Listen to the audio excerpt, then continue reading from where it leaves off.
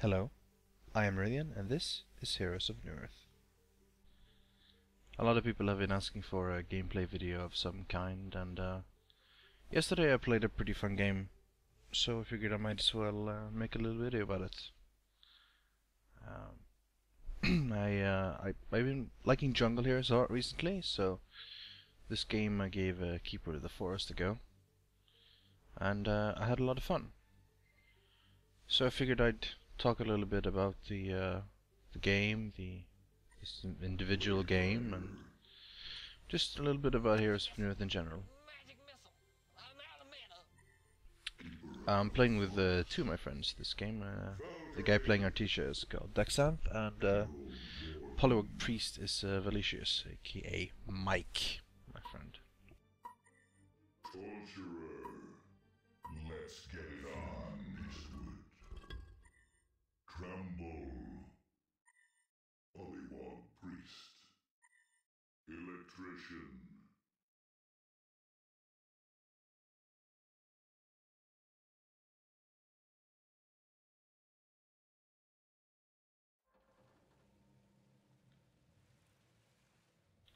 And we're Hellborn, so let's take a look over here.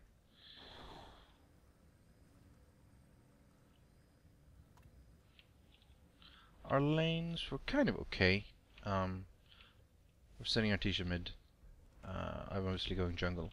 So one of these three is going to have to solo, and we end up sending Warden. Another choice would have been Torture. Possibly Poly, but not great. The thing about choosing a lane, especially when you choose a jungling hero, is you need a hero that can solo. If you have too weak a hero, or just a hero that don't fit at all for a solo, you just end up screwing over your team by going into the jungle. Like, you can't send a Kronos or, you know, a Dark Lady or whatever in a solo lane, because they'll never get any kills and they'll be way too easily killed. Though granted, with a leap, Kronos might do fine. He'll end up getting absolutely no last hits whatsoever, and therefore be useless for the vast majority of the game. Warden can do okay. She doesn't necessarily have any let's just move this over here. She doesn't necessarily have any escapes as such, but she has a very long range. She has in fact 625 range, which is the highest range at level 1 of any hero.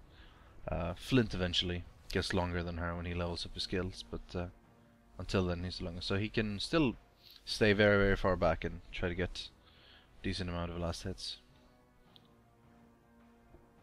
I ended up actually buying a ward for Warden, so Warden could place it here, which provides really good vision for entrances to the jungle, and she can also see the rune. I'm pretty sure she can see the rune. That might be a little bit too short, but no, it should see the rune. As Keeper, you wait until 20 seconds in the well, then you spawn some trees from up here and send them towards the creek ground. These only spawn at 30 seconds, so I'm not really very far delayed. I can also just sit in the well until I get full mana again, without having to stand in here and spawn and then be low on mana. Keeper of the Forest is probably the most powerful jungle hero there is. He can immediately go to just large creep camps without any issue whatsoever. You don't need to puff around with stacking small camps or hoping for the best creep camps and so on. You just run around, spawn your trees and kill everything. Just need a little bit of mana regions to start with. You usually go for a ring of the teacher instantly, as well as 2 mana pots, but this time I just went straight for a scarab because I wanted to get a ward. Because I don't think the only other ward we got was just to block the creeps from spawning here on their side, so they can't actually pull in the lane. So I figured we needed one for the rune, so that our mid could get rune control. But yeah, as Keeper and jungling, obviously your job is very easy. Just make sure you don't screw it up. Just spawn trees and go kill creep camps, level as fast as you can. Warden's doing okay up here. She's honestly up against a very hard harassing lane. I don't think they should be on her Warden more, but she's playing pretty smart. I ended up actually communicating with this guy a lot over in-game voice chat, which is always nice when you're working with your lane partner. Sometimes you go into Heroes in Newerth and the only thing you actually say to your different is, oh my god, you suck, no, you're the one who suck. You are the one who sucks the most, oh my god, I don't want to play this game, I'm leaving the lane. And that's when you know it's lost 2 minutes in, so. These guys have a strong lane bottom in terms of just pure kill potential. With the morph and the tongue and the stun from the torture and pretty strong sword attack, they can take out someone pretty well. This isn't the greatest lane. Flint Electrician is... I mean, Flint can grab and... Electrician can grab and Flint can slow. And of course Flint can harass pretty decently well, but... these guys should do okay. Mid is a different story, I suppose. Tremble is extremely strong mid, but honestly, Artesia is doing fantastic. Oh, brilliant. I just missed the first block kill. Tell you what, since this is a replay, let's just go back a few seconds and take a look at what actually happened. Okay, so... Warden's actually been keeping it pretty steady here. And they're just hiding back in the tower already, so well done by her. Just looking at the stats here, you can see that Warden has... okay, they're going a Warden, and she just busted out. Yeah. The range of Warden is what makes her so strong. Oh, come on. And I come to the rescue. But she's pretty safe already. I mean, she's already left. She can't reach him. They're just scaring him off, really. And the thing is, in this case, like, Plague Rider was way too low health to actually go in. Should have just maybe got one auto attack and then backed off. I mean, not auto attack, the spell. It was so low, and then the range of Warden, of course, with the wolves, which have massive range. And then just a silencing shot at the 700 range. You managed to just take him off before backing away. It's pretty strong. Meanwhile, I've got my ring and I'm just attacking. Oh, they're trying again.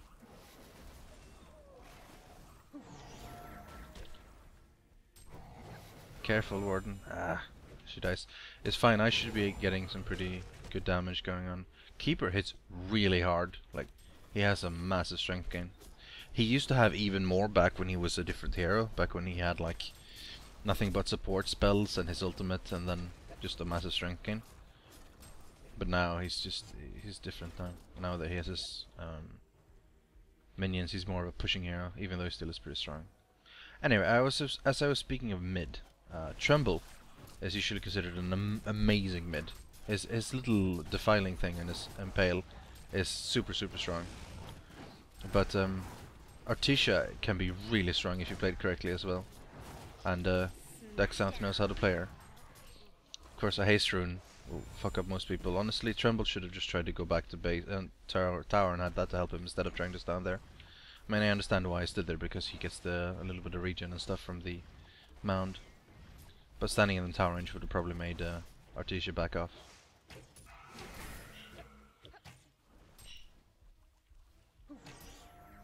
Oh, Valkyrie, why did you do that? See, that's the thing. Most people who jungle... I'm not saying I'm a pro by any means. I'm not saying I'm the best in the world at all. But most people who jungle just stay in the jungle all the time. Just never really looking at what happens. You have to be aware and help your lane mate, otherwise you're screwing over your team. So, yes, you're going around jungling and stuff, but you need to be there to move in if they actually go. If he's trying to get ganked, or if you see an opportunity to go in there and get something done, you have to do it. Like, you can't just pretend you're playing a PvE game. You know, you are dealing with other people and you have other people relying on you. So you have to go in there and kill. Let's take a look at the stats for now. Artesia is at the top of creep kills, followed by me, of course, but I'm in the jungle. Down here, they're not the greatest on creep kills, but they're doing fine. They have got 1 death to Electrician, I guess. But that's not too bad. Tremble 17, Artesia 20. Definitely ahead there. And not even just including the kill. He's also level 7 versus 5, which is pretty massive. Okay, level 6 now. Tremble gets exponentially powerful when he's level 6, because he can bust out his little Shudder dude, but it's not too horrible, to be honest. The advantage is pretty big. He's got complete rune control so far, and he's got plenty of runes. I can imagine he's got plenty of stuff back in the base as well. In fact, yeah, there we go. Soul Locket, Grave Locket, I mean, early on. You just scare him back so much once you get the regen with Artesia. I mean, she's squishy. like we said in the video, she's very squishy and she doesn't really have any strong stuns or anything, but she can put out good damage if you have the regen for it. The only problem is the spells are pretty expensive, but when you've got a regen rune in your bottle, I mean, just go ahead and nuke. You might as well be completely empty when you actually pop it. Okay, so I've just hit level 6. This is the time you start ganking. Your ultimate is extremely powerful. So I just go back to base, I get my mana, and then I get ready to get a nuke on them. A gank up top possibly as soon as I can. Okay, Plague Rider's trying to gank Artesia here, but to be honest, none of them have the damage they need. And that was bad play by Tremble. Well, and then he just pops a regen rune, back up to full health. Look at this sexy beast. As you can see, my first items, I'm already going for Assault's Bulwark. Got touring minutes and stuff. It is incredibly good. It's one of the greatest and strongest items in the game for its price. So I'm just going straight for it because as a pusher hero, you need it pretty quickly. I already have this for the units. Give them 3 armor and stuff, and it's pretty good. And it's just a strong pushing item in general. Of course, adding the souls is just incredibly good because the -5 armor works not just on units, but on buildings as well. So me popping out of nowhere with like 5 dogs, or 4 maybe, it's just going to make a huge dent in the towers. It's pretty massive. So I'm waiting for them to push up here because I know they will, because now the Emerald Warden is bringing them so much back. And then it's killing time. Oh, Tremble went for a gank bottom. And poor Poliwag pays the price. Bit of an unnecessary impale there, but I will. But mid isn't, I mean, bottom isn't doing too bad. They've only died 2 times. This is not horrible by any means. Like, we're winning top and we're winning mid, so as long as bottom doesn't feed horribly. Yeah, but here we go.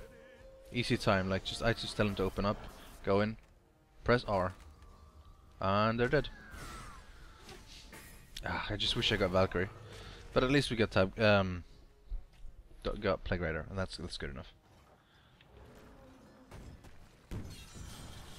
I'll be going up for him again. But this time Artesia's there, so goodbye.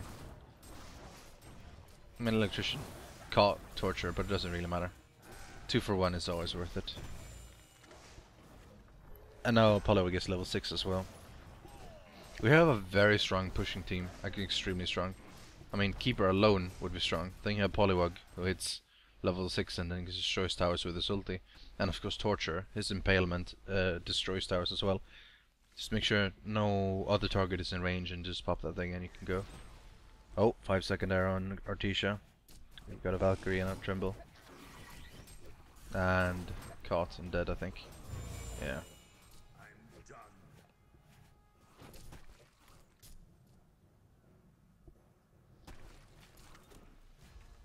Meanwhile, I'm puffing around in the forest. But I do have my souls now, so now I can start pushing a lot. Suck my balls, says Valkyrie. Well said, Valkyrie.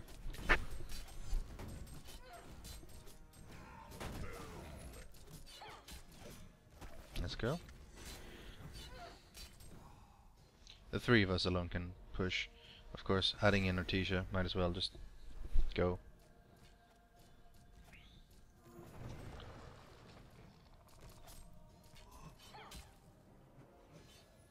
Scanning it out a bit with an invisible Artesia. It's important you take out these mounts when you find them. It'll take you a couple of seconds, but it limits the mobility of Tremble so much that if you find them, you should just take them out.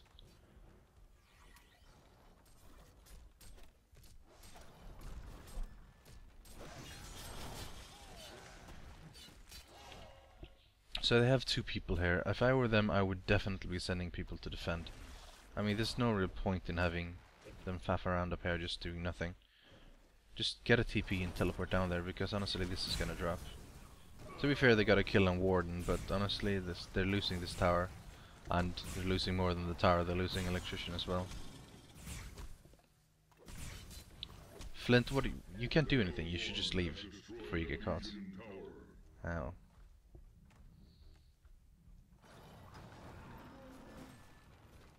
Tremble didn't even get any good counter push at all off from the tower while we were messing around back there. See, the thing is, we can just continue. Like, we have such a strong pushing team at the moment, and they can't really... If they're not going to TP back there, they're not going to get any sort of stopping power at us at all. With the souls, the tower is down to 13 armor, which is only like 40 something production instead of like 50 something, and that's noticeable. That's very noticeable in terms of damage. I mean, you can see how fast it's dropping. Okay, Valkyrie's coming. Arrow on me. Doesn't really matter. It's gonna drop anyway, and I'm too tanky to eat it. Just press ulti. I thought I was gonna be able to catch Valkyrie, but I was panicking a little bit because I was getting attacked and I was stunned. But still, I got it. Flint, of course, escapes with 40 health. That's always how it is.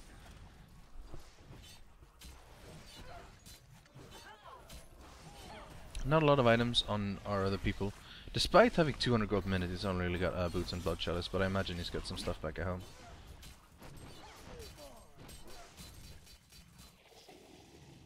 Good kill on Tremble there. Torture. Sitting around. That impalement does so much damage, that's the thing, people don't really realize it. But if there's no other target in range, just standing there with the impalement is in massive damage. So as keeper I finished the Ghost Marchers. Now I basically have the key items. Like once I have your Ghost Marchers, your ring and your souls, you start saving for a portal key. You're gonna need that portal key, it is amazingly powerful. Almost every hero can use support, obviously if you don't have Blink already, but it is a massive thing. So much movement, not only for escape, but like initiation and catching up and everything. It is an extremely good item. It gets you no stats and no damage and nothing, and it's 2,150 gold, so it's not cheap, but it is very, very good. So consider it on a lot of heroes, to be honest. It'd probably be good on Artesia. I know it's good on Torture, I know it's good on Polywog. Maybe not so much Warden. Warden's more of a straightforward carry, but in other people, definitely. Hell, just looking at their team, Electrician, Plague Rider, good with it. Not so much Valkyrie, she has her leap. But, hell, you could even consider Tremble. Because, you know, what Tremble really needs to do is like just go up and catch someone and start auto-attacking them to death with this impalement thing. Impalers? I call them Impalers, right? Yeah, Impalers. Here we go, this time they're actually TPing in, but honestly it's too few. It's only 2 people. That tower's gonna drop as well.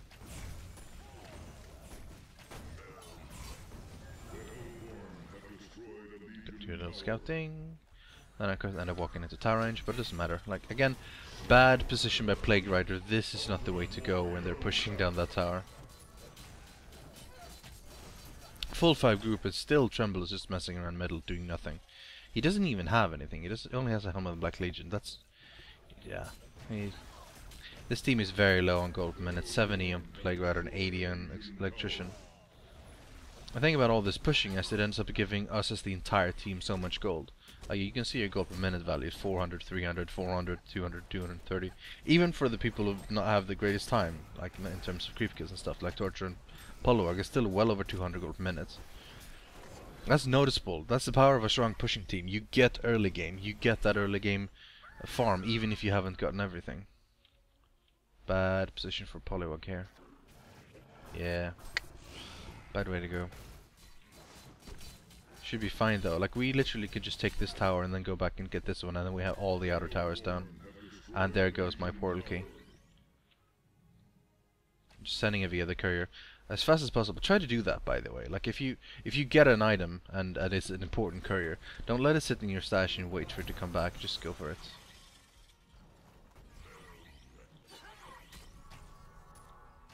Keeper is so powerful, man. He hits really hard and is an amazing pusher, and his ultimate is a game winner. Catching a lot of people in that ultimate is huge because it disarms them, which means they can't attack, and then they just take tons of damage and they can't move. And you also, just in case, you catch invisible heroes as well. You can still do spells though, and so late game it loses a bit of its flavor because so many people can get a shrunken head and they can pop the shrunken head to get out of it. But before that, it's so strong. You need to consider that when you pick your hero, when you are the most powerful. Keeper is the most powerful in mid-game, rather the early mid-game rather than the late mid-game, if you want to separate it that much. That's when it's get really powerful, when the ultimate will destroy you that early game, when you can do so much damage in such a quick period of time. Late game, it's not gonna cut it that much. It's still a powerful team fight tool, but again, shrunken heads and stuff.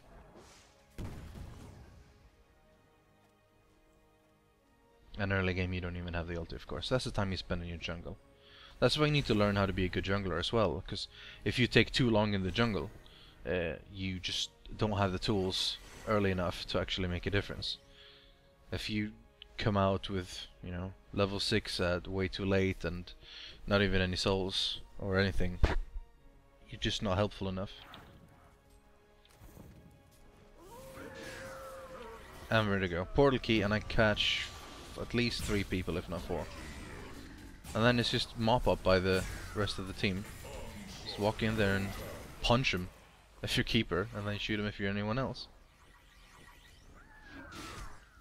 And portal key just to punch him in the face. Hat trick. 7 kills, 0 deaths, 5 assists. And tons and tons of pushing. Of course, the proper way to play is then to die to the tower.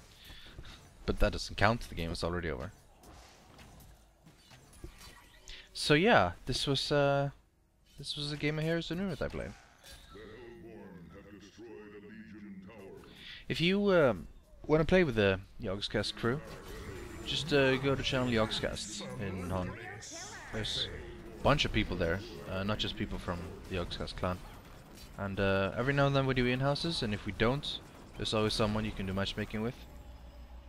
It's pretty fun. So until next time, goodbye.